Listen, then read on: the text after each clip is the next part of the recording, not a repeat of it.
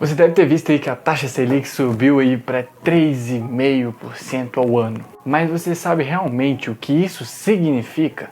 Para você que não sabe, que não tem um conhecimento adequado do mercado financeiro, eu vou te explicar tudo no vídeo aqui, como a taxa Selic pode afetar a sua vida em 3,5%. Mas antes de ver o vídeo, não se esquece de deixar o seu like, se inscrever aqui no canal, ativar o sininho e compartilhar com seus amigos para que eles também possam ver esse vídeo e evoluir igual você vai fazer a partir de agora. Então é isso, bora lá pro vídeo.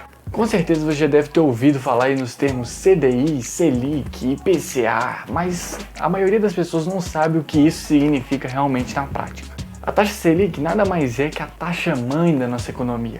Ela é utilizada aí para controlar o IPCA, controlar a inflação, e com isso ela tem influência em todos os outros indicadores que a gente usa aí na nossa economia.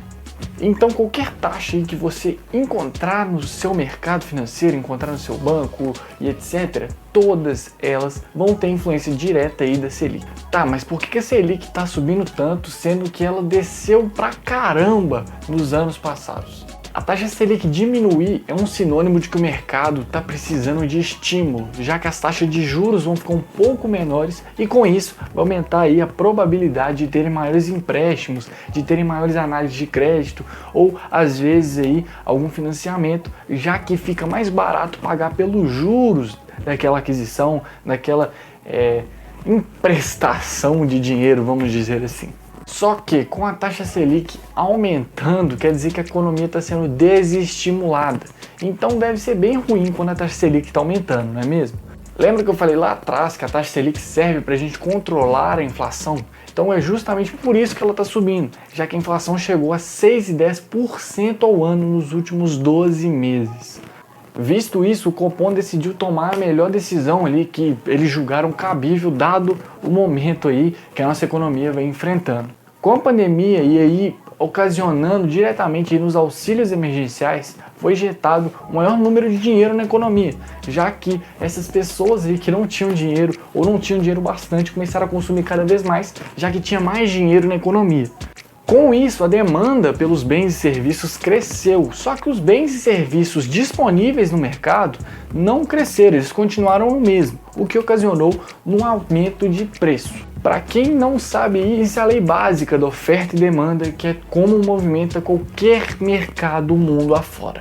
Outro fator que está ocasionando diretamente aí no aumento da inflação são o aumento do dólar, da cotação do dólar, que influencia diretamente nas commodities, que nada mais são matéria-prima utilizada para produzir algum bem ou produto ali no mercado. O dólar está subindo desenfreadamente, já que a nossa moeda está perdendo bastante valor, vista aí as crises sanitárias que a gente está enfrentando no nosso país por conta de vacinação, por conta de oscilação econômica, por conta do aumento da inflação, e com isso o dólar também sobe, querendo ou não, aumenta o risco país, o risco de estar investindo aqui nesse país, e muita gente começa a tirar o seu capital daqui, principalmente os investidores estrangeiros, e vão investir lá fora, o que ocasiona um aumento do dólar e a diminuição do real.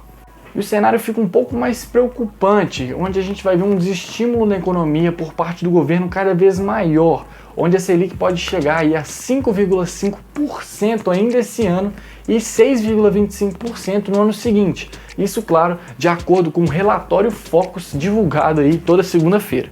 Então, para quem aí que investe no mercado, é importante tomar algumas decisões a partir desse marco que a gente está enfrentando. Embora a taxa Selic esteja subindo, ela ainda está alguns pontos percentuais aí de diferença da inflação. Então, o nosso juros real ainda é um pouco negativo. O juros real, que eu falei anteriormente, nada mais do que a diferença entre a inflação e a taxa Selic. Então, se a inflação for maior que a taxa Selic, a gente vai ter um juros real negativo. E quando acontece o contrário, que a Selic está maior que a inflação, a gente tem um juros real positivo. Então vamos lá, o nosso juros real atualmente vai ser aí de 6,10% menos 3,5%, que vai ser a inflação atual aí, contabilizada nos últimos 12 meses, menos a taxa Selic, que passa a entrar em vigor a partir do dia 6 de maio. Então o juros real da nossa economia passa a ser de menos 2,60. Então os investimentos atrelados diretamente à Selic, o CDB 100% CDI, estão perdendo em mais ou menos isso de valorização todo ano. Com um desestímulo maior aí do consumo, é normal de que as pessoas passem a tirar o seu dinheiro ali da bolsa e passem a correr mais um pouco para a renda fixa. É só você parar para pensar, você pode ter um investimento te pagando cerca de 1,60% ao mês realmente e pode ter um investimento desse na bolsa, mas mesmo assim a renda variável ainda continua sendo melhor para multiplicação de capital. Falando em renda variável e renda fixa, a gente pode falar do Tesouro IPCA, que é diretamente atrelado à inflação.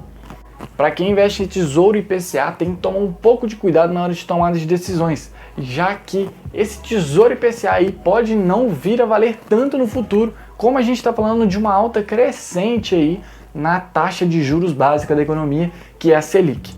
Então, às vezes, no momento futuro, pode ser mais vantajoso estar investindo em algum título atrelado diretamente à Selic do que um título atrelado ao IPCA. Então é isso, um vídeo bem rapidinho explicando para vocês o que acontece com a nossa taxa Selic aí, com a nossa taxa mãe 3,5% ao ano. É isso, espero que tenham gostado. Tchau!